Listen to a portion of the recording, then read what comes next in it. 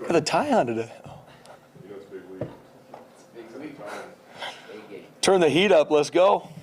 Well, as always, guys, appreciate your time, always coming out to the press conference to support our players. Thank you, Jesus, for an opportunity to coach these kids and build champions, man. We're relentless to do it every single day. We got a great group of players, great staff, and excited to continue to grow. Played 6 games, learned a lot about ourselves. We're 4-2, and learned a lot in wins and losses. And proud of where we're growing and got a lot of work to get done. Got a huge opponent coming to the Blue this weekend. After watching the tape from last Saturday's game, I'm really proud of how our guys battled, man. So proud of them. A lot of things on film we got to clean up. We've talked about the penalties. There's a kickoff to the house. There's some other things that aren't as glaring, but that we have to get fixed, that we did not execute well, and there was a lack of focus. But our guys never flinched. I mean, it's a 2017 game in the fourth quarter, and our guys found a way to compete and then obviously win by multiple scores. So proud how they battle. We're growing with the effort and mentality we play with, which is a standard here. Now we just got to continue to clean up some of the execution. Like I talked about in our press conference post-game, really proud of how our defense played. Man, when you start the 2 first drives of the game turn into takeaways, that's a point of emphasis for our team. We got to take the ball away more. And then on the flip side, we got to protect on offense, and we did not give the ball away. So that's a huge stat for us. We did a much better job eliminating explosives on defense and created, I think, 12 explosives on offense. So those are huge stats that we do look at, that we do focus on, that directly correlate to winning games. Jaden Virgin Morgan played really, really well. Obviously had the personal foul penalty. That cannot happen. He can't take the bait and do something like that because it hurts the team.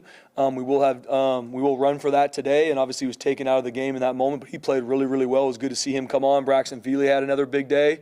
I thought Jaden Mickey was really consistent in coverage. Amarion had a big interception. Ty Benefield's playing better than any safety in the country right now, just in how he produces and how he practices and how he plays. Marco is one of the most consistent players on our team in regards to how he practices and plays. So there's a lot of guys really stepping up and doing a really good job. Now we got to stay at it. We're playing a really, really talented offense in UNLV, and we'll talk about them here a little bit more.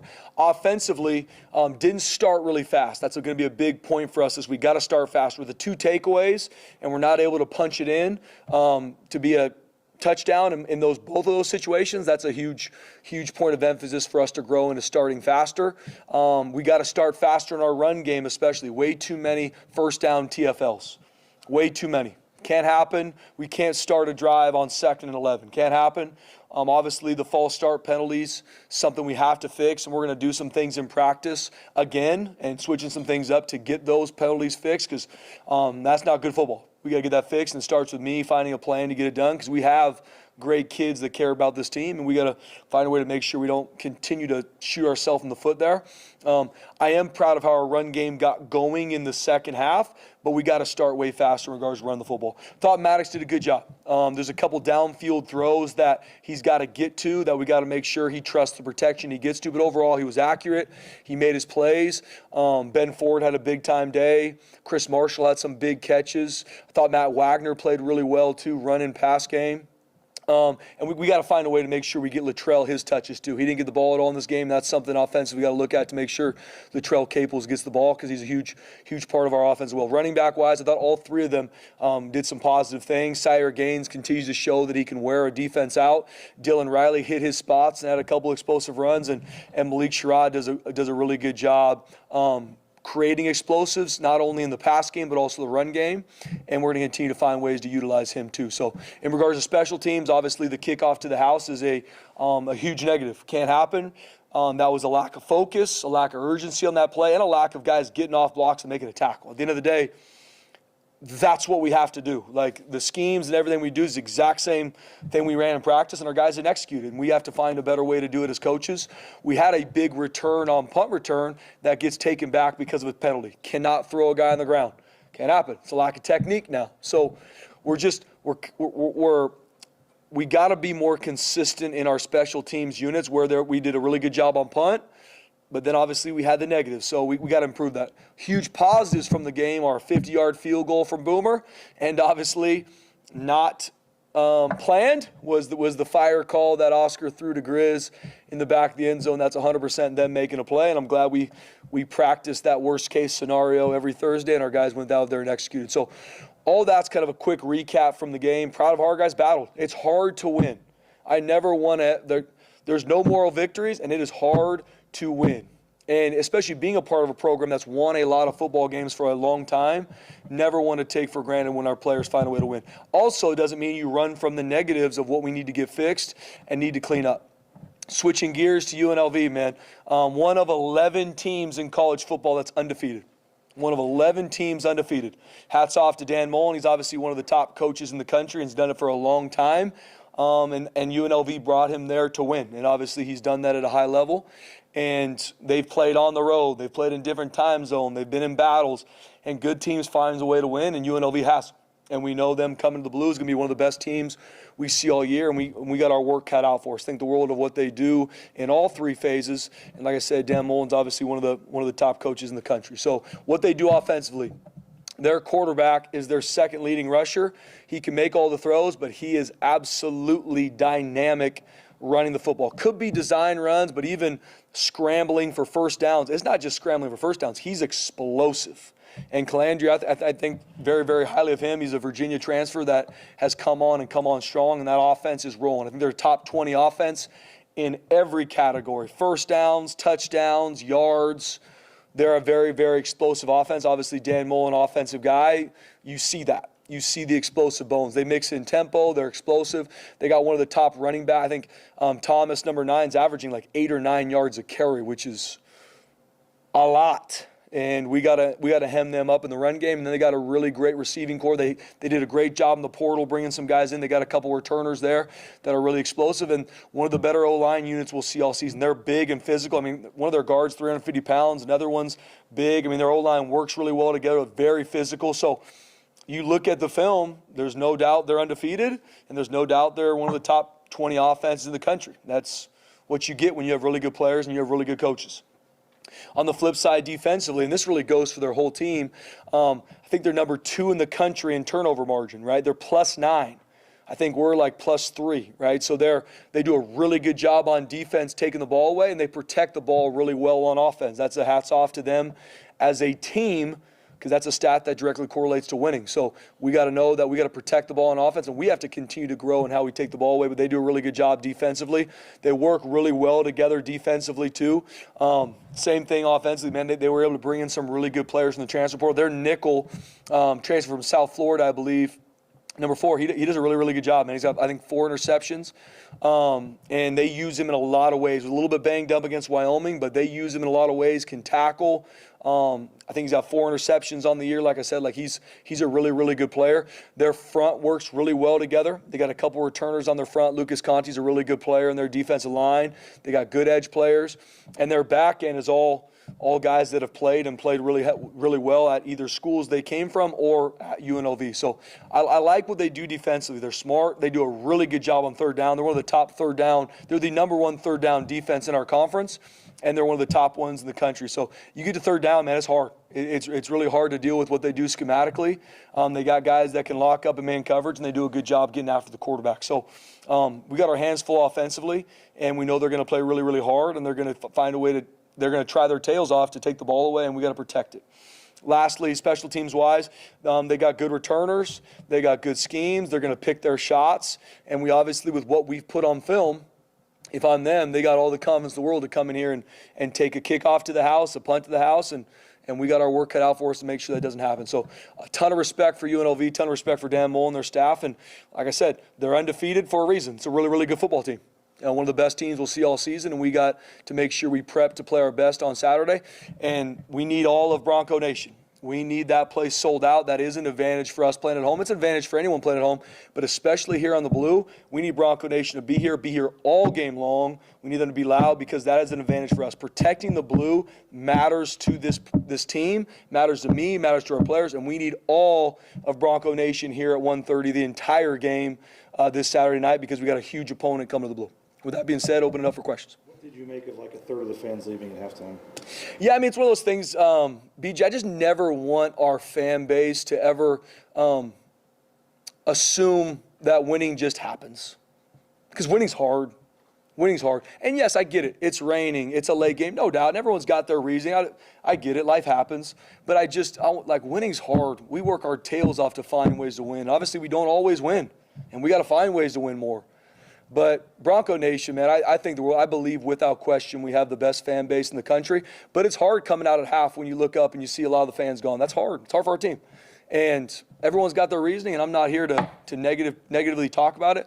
I do know we need Bronco Nation. We need them in a major way to protect the blue this weekend. Do the players notice, and do you think it hurts their feelings? They absolutely notice. Yeah, absolutely. I mean, when you come out to start the game and it's packed and it's loud, I mean, it's the greatest home environment in the country. I believe that. I've said that. That's not only just the play on the field, that's the light. We've made it the best event in the state, one of the best events in the country. They notice. And then when you come out second half, especially we're in a dogfight, we're battling, and you look up and a lot of the fans aren't there. That's hard. But hey, for us, it is what it is. I mean, we got to find a way to win if we play in a parking lot. Period. End of story. But it definitely is a positive when you play at home for that place to be packed the entire game. That being said, you're talking after the game about the 15-game home winning streak now, tied for the longest in the nation. What do you guys do? I mean, obviously you can say, you have great fans, but what do you guys have to do to kind of harness off those fans' energy? Yeah, I don't talk a lot about win streaks or those kind of things with our team. For me, it's all about being our best, and that starts today, tomorrow, all the way to kickoff. And like we talked about last week, the best teams in college football, they win at home. It's not, and yes, I love that our field's colored blue, and I believe we have the best fans in the country, but we better play our best. Because if we don't play our best, it doesn't matter how loud our fans are. Yes, that's an advantage. You lose. And we've lost on the blue before when you don't play your best. So that's going to be my message to our team is, yes, I'm counting on Bronco Nation being there, and I believe at home when you've got a great fan base, which we do, that is an advantage, but we got to pick up our side of the bargain too, which is us going out there and performing for our fans to be our best. So it's a two-way street. UNLV in one-score games, they've had 4 of them this year. Maybe against teams they probably shouldn't have, Idaho State, Miami, Ohio, this and that. But what can you say about them in tight games and close games and making sure that this isn't a one-possession game in the final quarter? Good teams find ways to win. When I watch that, good teams find ways to win. And UNLV is a really good football team, and they found ways to win. I think about it no different for us, right? We've had games this season, last season, where it's close. Every week's a new week. They've played on the road. They've played in different time zones. They've played a lot of different but you know what? They're undefeated. You know who's not undefeated? Us. They found ways to win, and hats off to them. You often say this is a developmental program, and we see it. UNLV, I think 90% of their starting team at least was transfers. Just what can you say about, the job the coaching staff has done there, and how difficult that can maybe be to have a whole new team come in? Yeah, I mean, you look at what Dan obviously had a lot of success under Coach Barry Odom the past 2 years. A lot of success. He leaves to Purdue. Dan Mullen comes in. Obviously, he's a big-time football coach, done at a high level for a long time, and they needed to revamp. And this landscape with the portal, you can do that with older guys, and they did a really, really good job. I was telling our staff I was impressed with the guys they would bring from from the SEC, the Big 12, the American, FCS. One of their best corners is from Montana State, and they hit. They're good players, and hats off to their recruiting staff. Coach Mullen himself, I know, is a really, really good recruiter, and they found guys to come in and off a really good team last year. They lost some guys, and they revamped, and they're right back to undefeated. And I think it's the first time they've had this record in a long time. That's hats off to Coach Mullen and their staff. What do you make of, just this game? It's the last scheduled meeting between you guys. Maybe you'll see them again in the championship. Who knows? But you've had some great battles with them the last couple of years, and it's become kind of a rivalry here of late, and this is the last one for now. Yeah, BJ, I think it's something for us. Every week's a new week, BJ, and no different when we played Air Force, no different when we played Wyoming last season. I don't really think about that a lot, like, hey, this could be the last time unless we see each other again in a championship game. It's the biggest game of our season because it's the next one. Yes, there's a ton of implications, and they're a great team, all that, but my focus is we're such a process-driven team here, process over outcome. We're playing a really, really good UNLV team, and that's our focus. Doesn't matter that we're going to be leaving conferences and we're maybe not going to play them again. And, yes, we've played each other a lot the past couple years. Obviously, it's a whole new staff, a bunch of new players. We've got a bunch of new players. Obviously, our staff's here, and there's a lot of things we remember from last year, but that's not going to carry over at all to this game. This is a whole new season, whole new team. We're a different team than we were last year. So is UNLV, and the ball is going to get put down at 1:30. This is going to be the fourth game in less than 2 years between the two. First time, though, Mullen's been the coach. What's the biggest differences in schemes of what a Mullen team wanted to do versus an Odom team? Yeah, when you bring in a new staff, obviously from the top down, head coach to coordinators to the personnel that you have, teams are going to be different. At the end of the day, there's bones to winning football games. So what I mean by that is, okay, you have to win the turnover margin. Coach Odom and their staff did a really good job with that, protecting and taking away. I look at Coach Mullen and their staff, same. I mean, number 2 team in the nation in turnover margin. If you just look at that stat, you're not shocked one bit they're undefeated. All right, then you could look at a lot of other stats that they're really, really successful in, and it points to them being really good. So Dan Mullen's going to attack you on offense. I mean, he's going to attack you with tempo, personnel, run schemes, run game, play action. Got a really good drop back game. And then defensively, they're going to be on the attack and take the ball away to steal possession. So there's some similarities to both teams, but it's a completely different team, and they've earned the right to be undefeated. The sacks and the false starts for the offensive line, how does that group specifically continue to grow, but also clean up just the mistakes that they have? Yeah, a lot of fundamentals and technique issues showed up in the game, from the TFLs to the sacks to IDs, and we got to continue to double down on our practice and meetings. And then it's our job as coaches to find what we're missing instead of just keep it going, which sometimes you do. And I relate sometimes to our players. Like it's the analogy of a gold miner where, man, he's digging. And sometimes those gold miners quit before they hit gold. I know we've got better in the tank in every position room in our team, and especially in the O-line. I know if we just got to keep at it. Now we got to make changes. We're going to do some things this week in practice to change some things, cadence-wise, to help. Like we're going to do a lot of things just to help our guys, but we just got to keep growing. And there's some fundamentals and techniques we got to be better at. And I know our guys are better than they played Saturday. Now it's our job as coaches to put that into practice so then they have the confidence to cut it loose in the game. So we just got to keep digging. We got to keep swinging. We got to keep pounding the rock. And I know there's gold there. Cadence, but how do you fix offensive line penalties Monday through Friday? Yeah, we're holistically looked at a lot of different things, Mike. Obviously, it's not like this is something that just now showed up. We've been working through this, even in fall camp for guys that came through. I mean, this is something that we've tried things. Maybe it doesn't work, and we're going to try different things. We're going to continue to look at ways to make sure every drill our offensive line does is with a cadence. So it's on 1, on 2, on whatever we're doing that week, to make sure that they're used to that from every drill to practice. But even holistically with our team, we need to focus more. Obviously, in those moments, it could be performance anxiety, right, where I'm stressed and I miss something. Because last week in practice, we didn't have false starts, but that shows me there could be a performance anxiety. But our whole team had lack of focus at points in the game. You look at that kickoff that went to the house. There was lack of focus for some players on that. So it's easy to point at the O-line, and we have to fix the false starts that happened, no question. But we need to improve the focus of our team throughout. And so we're going to do some things as a team to make sure we can think, execute, no matter the moment. At times, does Maddox have an inconsistent cadence? No, Maddox has done a good job. Yeah, Maddox did a good job. Obviously, it's something we're always looking at. But we're doubling down on making sure it is. But from looking at it and talking to our players, we lose focus in moments, and I think there's a performance anxiety piece because we have great kids. These guys are not battling what we want to do, and these are kids that have been here.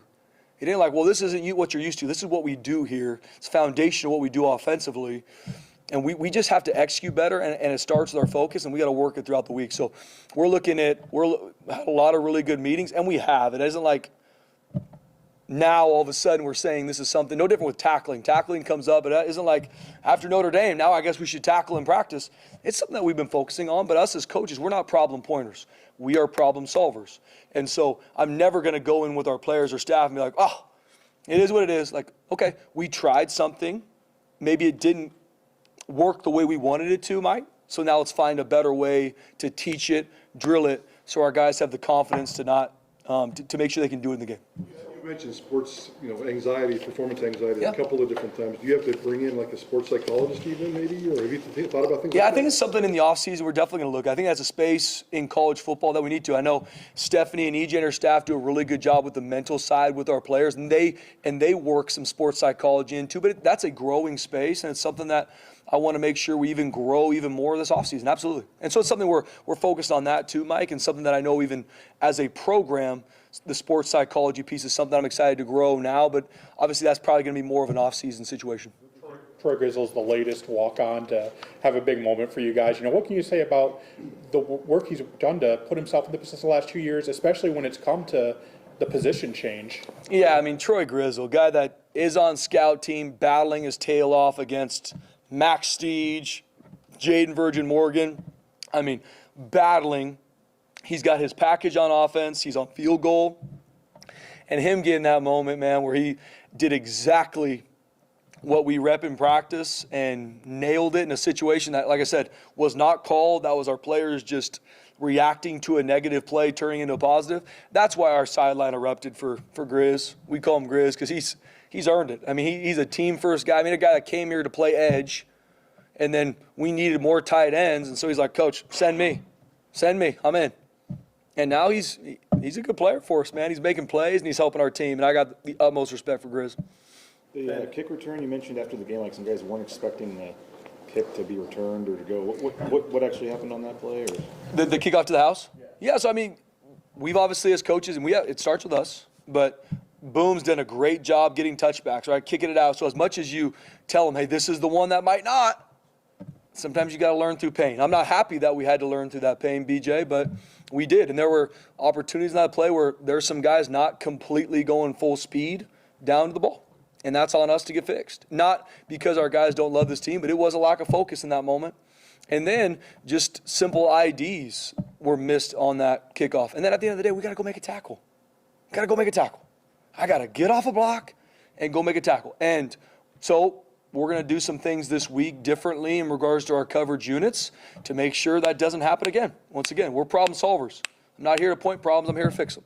Speaking of Boomer, he's kicking as a whole was kind of a question mark in the beginning. Yep. He's pretty much shut that down. Obviously nailing a 50-yard field goal, doing such a great job, like you said, with the touchback. So just what have you seen growth-wise from him and him as a player? So proud of Boomer, no doubt. I mean, early on, like I said, we leave Eastern Washington. We get a PAT block because the kick ain't great. We've got some – and then how he's responded since then with kicking a bunch of touchbacks, right? That's a huge positive for us. We need to continue to do that. Nails a 50-yard field goal, nails another field goal in the game. I mean, he's a competitor. He's a great teammate, and our team is way better because Colton Boomer's here.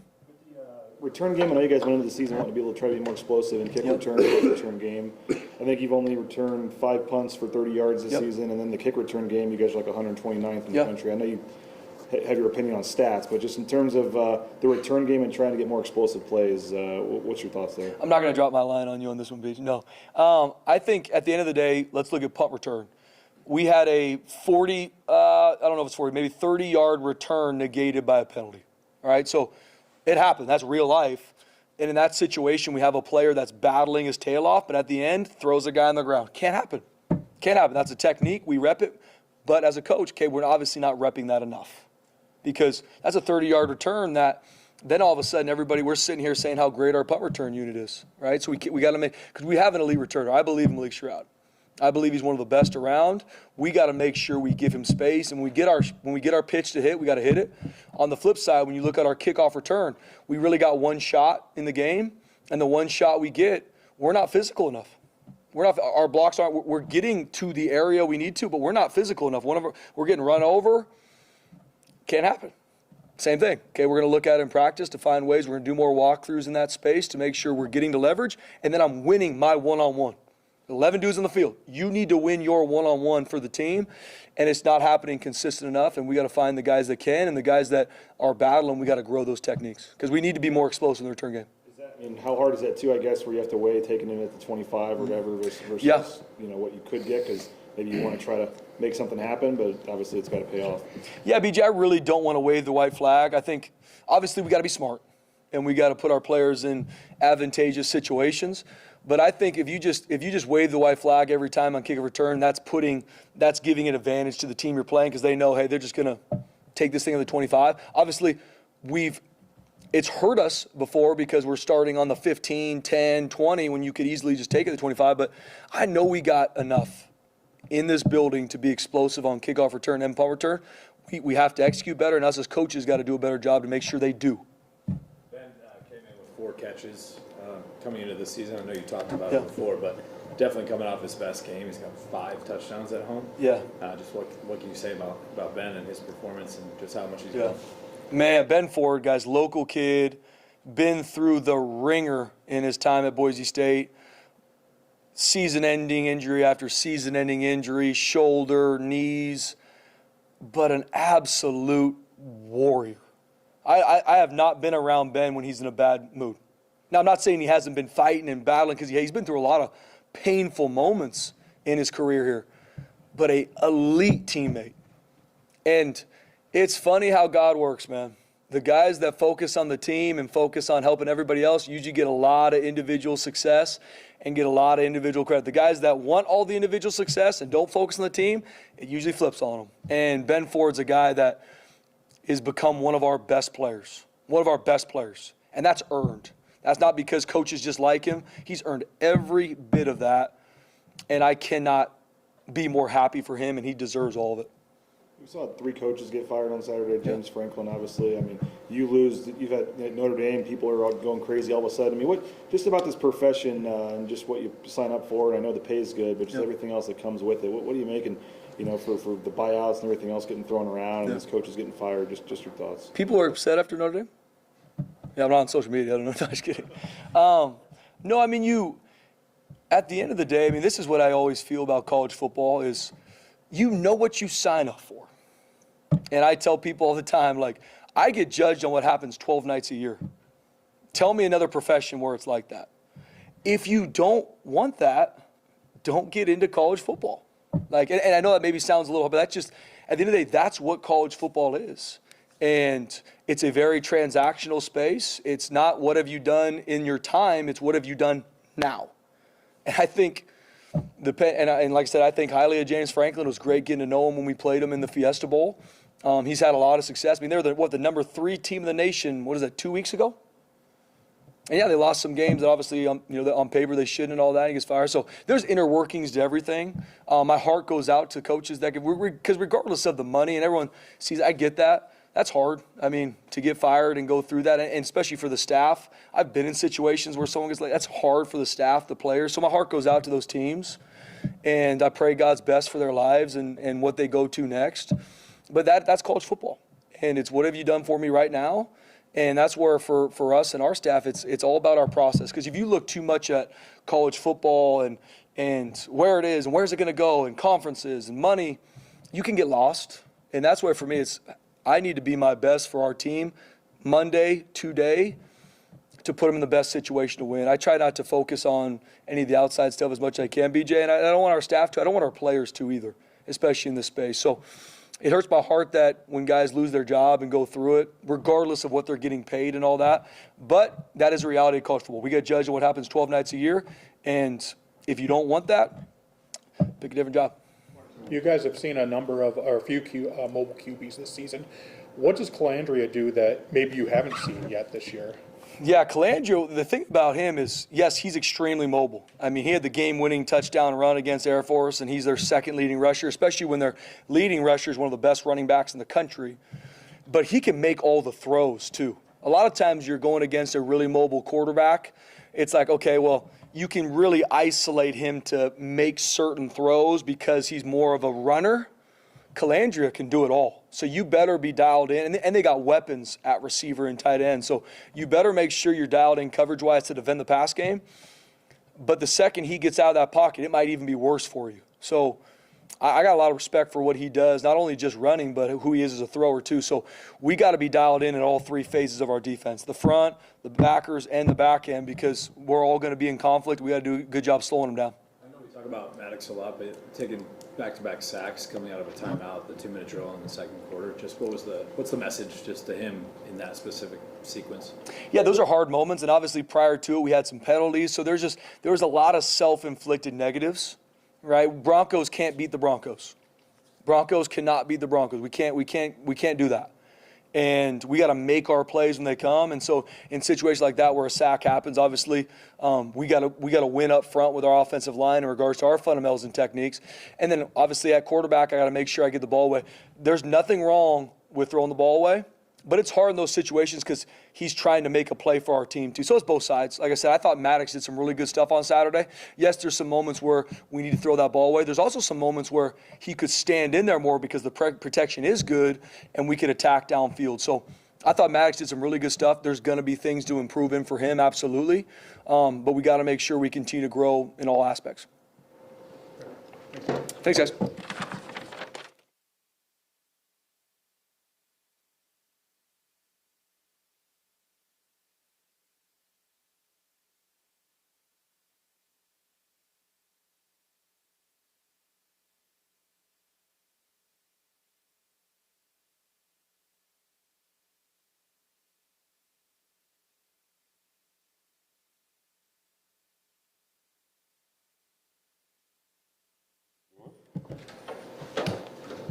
Whenever you guys ready.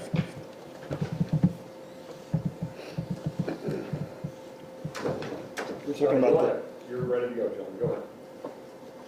John. Johnny. Yeah, these fourth down philosophies you're having and all the fourth downs you guys have been going for, I mean, is Spencer basically, are you operating with the 4-down mentality if you're getting the possession at a certain part of the field? Yeah, every game we go into it with a plan. Now that plan can change, but there's a lot of communication throughout the week between Coach Danielson and myself as far as what are the scenarios where we're going to be going for it, what does that look like, what are the certain D&Ds, how does that change based on field position. So I'm well aware of the plan going into the game, and it's up to us and myself to execute in those situations. Was the plan going into this one a lot of fourth down conversions, or were that just kind of the? A lot. It just ended up that way, to be honest with you, because a big part of it, again, is field position, how we're feeling on special teams, what's our range with our field goal, where are we at within the game, what's the score. I mean, there's a lot of details that go into it that Coach Danielson is aware of, that's communicated to me, and it just so happens this game we ended up going for it more than normal, but we were ready for those. How happy were you with for your play to perform in those high pressure situations? Very happy, yeah, very happy. I think a big part of that goes to the other assistant coaches and the plan that they helped put in place, and then our guys going out and execute. That was huge.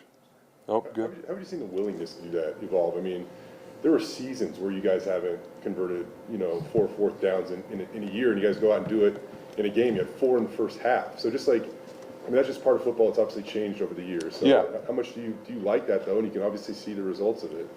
Yeah, I like the mentality of it. I like what it does for our offense when we convert and the confidence that it builds, and just the attacking mindset that you have to have when you know you're going to go for it in a lot of those situations. Obviously, 4th and 3 compared to 4th and 6 is a little bit different, right? But it's just a mentality more than anything else, and just trying to be on the attack. How much of an influence does it have? Are you looking at what the opposition defence is good at? If a really good run defence, you maybe not go for it as much, or is it more just how you're feeling with the offence for going for it on these fourth downs? It's again, it goes back to the full team. Everybody's involved. The defense knows the plan going into the week. Coach Collins and our special teams knows the plan. Obviously, it's coming from Coach Danielson, but everybody knows what we're going to do in those situations before we get into the game, so there's no surprises. Would you I know you guys really wanted to establish the run in this game. I know the sack numbers, play with some of the totals, but I think it was 30 carries for like 53 yards in the first half. Got a little better in the second half, but overall, what did you think of how you were able to run the ball? I loved it in the second half. I thought our mentality started to show up, and we started to wear them down a little bit in the second half. I think every yard we get is going to be hard-earned right now. That's just the nature of what we're seeing and that's who we are. But I thought the running backs, the O-line, the tight ends, everybody got better as the game went on, and that's really what you're looking for, because there's critical short yardage situations, low red zone situations where I thought they took over in those moments, and that won't show up on the stat sheet, that 2-yard gain on 4th and 1 or the touchdown run from the 4-yard line, but those are what we want to see. We want to see our offense get better at running the ball as the game goes on. What did you see maybe just overall? I think they had 10, you guys had 10 negative plays in the first half, and I think only 1 in the second half. What did change? We made some adjustments schematically based on what they were showing us and then based on what we were executing well. So we did that in the second half, stayed away from a couple other things that on my part weren't right schematically that put us in a bad position. But that's going to happen throughout a game, and that's going to happen in every game moving forward. We're going to see defenses that are going to do everything they can to sell out to stop the run, and a part of that is we have to eliminate the negatives, but the other part of that, there's going to be some good positive plays that come out of that when a defense is selling out to stop. So I think it's a work in progress, as it always is. We will get better at it. It's always on me to get that fixed, and I will. But again, I love the mentality of the group and how everybody involved got better throughout the game. That's what I'm always looking for. I think that oftentimes when something happens, you can tell the player's value to the team by the way the sideline reacts. For Troy Grizzle, I mean, it was a minute after he scored a touchdown, and like the whole sideline is still like jumping around him on the sideline. What can you tell us about Troy Grizzle and obviously the respect that he's earned in that locker room? Yeah, I think that's a great example of who he is and what he provides for this team. I mean, he's the guy that's the tight end on the field goal unit, which is one of the hardest positions in football that nobody really realizes, because you're really dying a slow death every time we kick a field goal and taking on 3 guys. He's on our kickoff return unit. He's our fullback. He does everything. He contributes on the scout team. So he has the mindset he'll do whatever is best for the team. And everybody on the team understands that and knows that about him. He's completely selfless. So when something like that happens, you can see it was deserved, but you could see that everybody feels that same emotion that he does, because they're so juiced knowing who he is and what he does on a day-to-day basis. It just seems like guys like him are almost like baked into the DNA of this place. I go back and you think of like a tight end, Alec Danins or Matt Pistone or Dan Paul, and they're your tight ends that are playing fullback for you and things like that. So how much is that? Yeah, I said, is that something that's just kind of like baked into the DNA of this place, like a guy like him? Yeah, no, he's a throwback. He's a throwback, and you want as many guys like that on the team as possible because they provide so much value. And if I asked him to go and play receiver, even though that's out of his comfort zone, he'll do it in a second. If we asked him to go play D tackle, tomorrow at practice, he'll do it in a second because he loves this place and he loves this team, and you can't have enough of those guys. Ben Ford came in with 4 catches this year. He's got 5 touchdowns on the blue. Just what can you say about his performance this year and how much he continues to grow? Yeah, I think, again, Ben is a perfect example of just the work he's putting in on a day-to-day basis and how it's showing up in the game. What you see in the game is how he's practiced this whole season, and he's not taking anything for granted. And he's also blocking his tail off and getting touchdown blocks. And when you do all those little things right, football rewards you, and Ben's a perfect example of that. Nate, you've played here, you've coached here. This program, 15 straight home wins, now the longest, tied for the longest in the nation. What kind of pride has there been, in just being able to defend the blue the way you have the last couple of years? Yeah, that's part of our DNA. We protect the blue. It's a non-negotiable for our program and who we are. And wow, what was the previous streak? Do you remember? Did it end my senior year? I feel like I was part of ending a streak, and I don't want to do that anymore. Yeah. So the first game I ever saw in the blue was that Wazoo game that we lost, and then the streak ended my senior year on the blue. So I was a part of the beginning and end. But wow, it's just crazy stat. Just had me thinking about it. Yeah, but I do not want to be a part of that. But that's just who we are. We protect the blue. We got an unbelievable home field advantage. We got the most amazing fans in the world. So every time we step on the blue, we know what the standard is. It was 35 in a row? There you go. Any more? Yeah, where are you? On the distribution of carries, Nate, Sire and Dylan are about even. Are you still in a good place with that? Has Dylan maybe done anything to separate himself a little more with his yards per carry, just how you're divvying out the carries?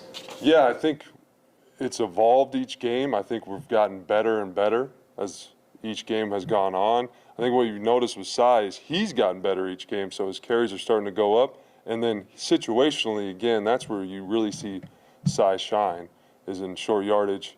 He can get you that 1 yard inside the 5-yard line. We're trying to play to his strengths the best we can.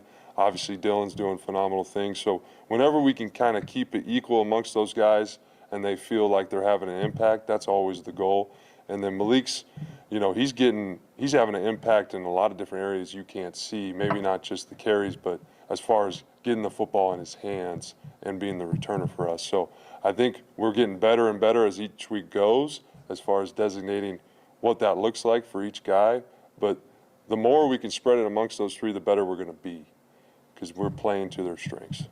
When it comes to Dylan, not taking anything away from anybody else, just focusing on him, but how much more do you find out about him on game day? I think when you're known for speed, there might might not be known for your toughness, but he has tough runs. Like, oh yeah, and he's got 300-yard games in 6 games this season. So like, how much do you just continue to be impressed by him on game day and things like that? I mean, he never ceases to amaze me, just the maturity he has and how he gets better and how he learns from his experiences.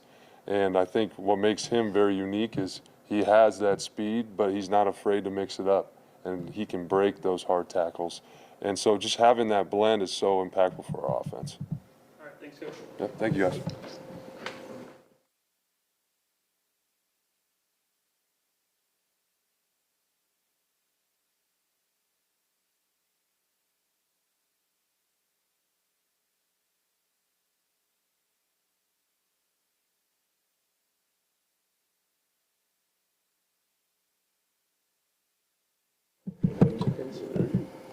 You guys don't seem very fired up today. Great, how are you? How nice was it to get the turnover on the first play there, and then on the next possession too, to start out with 2 turnovers like that? Yeah, it was awesome. I'm trying to think back. I don't know if that's ever happened to me before, turnover on the first play. So always pretty cool.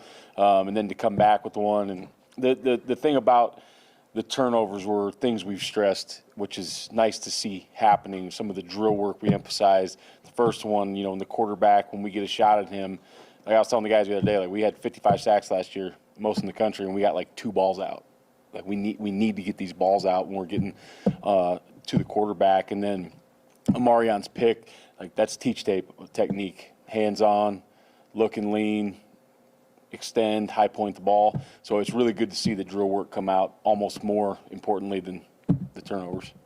Amarion, second pick in 3 weeks, and I know he said he wants to be one of the best corners in the country. Just, how great has he been, and what's his rise been like to watch? Yeah, he's been really good the last couple weeks, and I think, like every young guy tends to do, sometimes they think they have a lot of answers, and then when they finally realize things that are happening in practice are probably going to happen in the games, they tend to be a little bit more locked into what's going on. And Amarion's usually locked in anyways, but I've seen him like really ramp that up in the last couple weeks. His technique's been really good. He's been really studying film. So to watch him grow in that way has been pretty awesome. And I still think there's potential, there's ceiling left for him, because I do think he could be one of the best corners in the country. He's just got to continue to work like he has the last few weeks.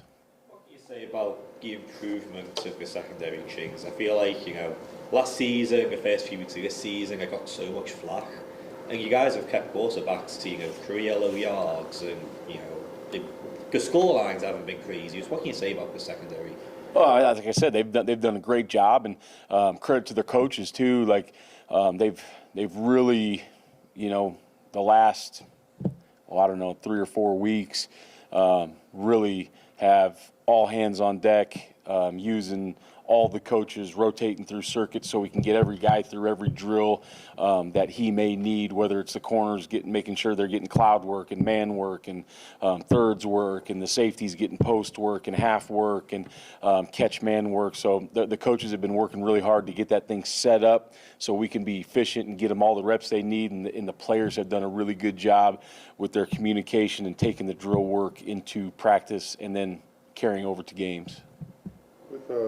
With Braxton, how good of a pass rusher has he been for you guys this season? I mean, Braxton's a really good pass rusher. And the thing about our front right now is, I'm sure JV probably is somebody that's circled as, you got to take care of him. 10 sacks last year, and then Max Steege had 4 or 5 last year on limited reps, and he's a good pass rusher. So you got to pick your poison a little bit. And if you're going to leave Braxton one-on-one inside, he's got a really good chance, in my opinion, against a lot of guards. And there's some really good guards out there, but he's an explosive guy inside. So and then being able to manipulate the fronts a little bit and move those guys around. Those guys have done a really good job. Like I don't think there probably has been, but one bust on some of the alignments and things we've asked him to do in some of the passing situations. JV last year, 10 sacks, and he has like such a steady demeanor to his game this year, so maybe he doesn't care, but like the more like, I don't know, common stats, he hasn't had like a ton of them, I would say, those first few games. Last game, 6 tackles, 3.5 tackles for loss, of forced fumble. How important is it for a kid to like actually see and feel that type of production to make sure, he stays confident? Yeah, I think JV understands. He knows the game. He knows you get 10 sacks in a year, you're going to get the slide to you. You're going to get chipped. You're going to get doubled. Those kind of things are going to happen. He understands that. But it was great to see him have the kind of game he had. Like, things that don't even go on the stat sheet, right? Like, he ruined 2 of those trick plays by himself. So we definitely encourage those things. We praise him for those things. He understands how much impact he has on the game, even if it doesn't go in the sack sheet. And I think JV's another guy with just about everybody in the country that when he practices really well, he plays really well. So we've got to keep practicing at a high level with him and everybody else on the football team. The sacks, you mentioned the 55 or whatever last year. You guys have 13 right now. I know you played a triple option team, other stuff, but are teams doing stuff differently knowing what you did last year? Are you not dialing up as many pressures? What do you see from them? No, I think it's twofold. I think what's happened in the games has changed us a little bit. We still have plenty of ammo, but it's just so happened, triple option, like you said, played a couple teams that just wanted to get the ball out fast and or throw screens because they didn't want to deal with the pressure. So at that juncture, it's not worth the pressure. So the way teams are combating us has had an effect on it. Notre Dame did a really good job of taking care of their quarterback, and they made protection an emphasis. So it wasn't going to be easy to get home fast on those kind of guys. So I think teams have done some things to manipulate it. That doesn't mean we can't be good on third downs. We can't be good in passing downs. It's just going to have to come a different way. And then when we get our chances, we'll go try to sack the quarterback.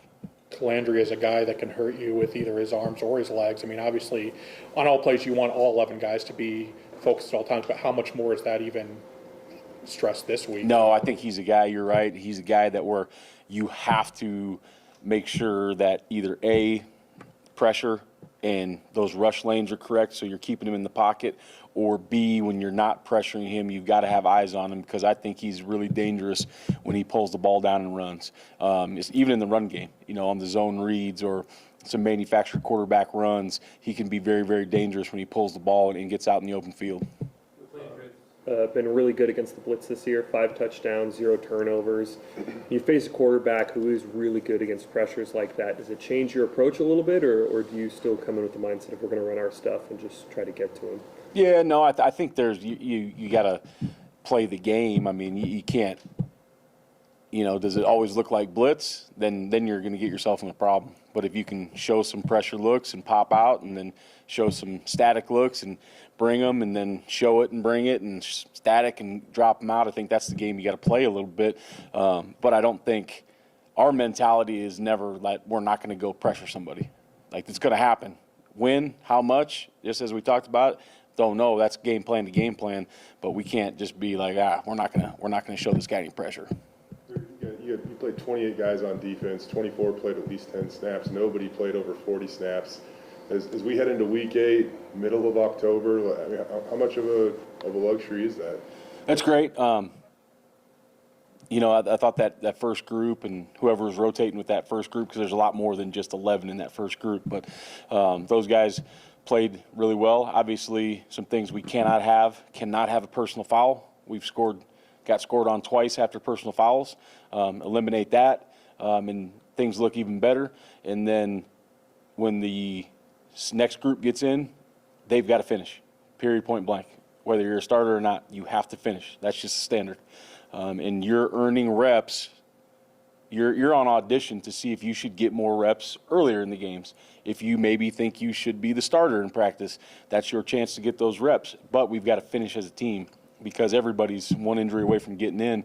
But to your point, it was good that we could take some heat off those guys, get them on the sideline. And, always people are banged up in football across the country, but, you risk one late, somebody just trips over somebody and, all of a sudden an injury happens. So I'm glad we got to get a lot of guys out and get some younger guys in and get some experience with them. What else other than the quarterback do you see that concerns you from UNLV?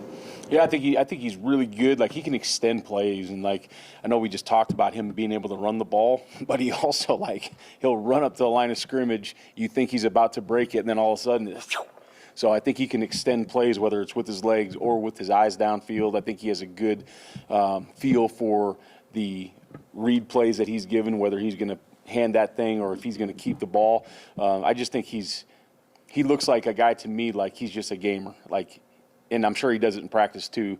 I don't get to see the games, but he's just a guy that makes plays. He's got that it factor as a quarterback. So I don't think it's, he's a pocket passer, he's a runner. I just think he makes plays. He's a playmaker. What about the rest of their offense? I know the coach Danielson said they got one of the better running backs in the country. Yeah, I mean they got speed at running back, and obviously we gave up a wheel to a running back last week, so that's something we got to get ready for, and I'm sure they're seeing that, and they're saying our guy's as fast as that guy, so we can run some wheels with him.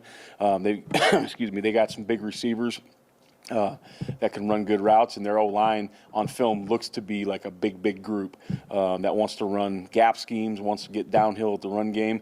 So we're going to have our hands full this week because I think they're pretty balanced everywhere. I don't think there's one position group that you're like, we don't really have to worry about them because they have good players all over the field. Thanks, Coach. All right. Thank you, guys.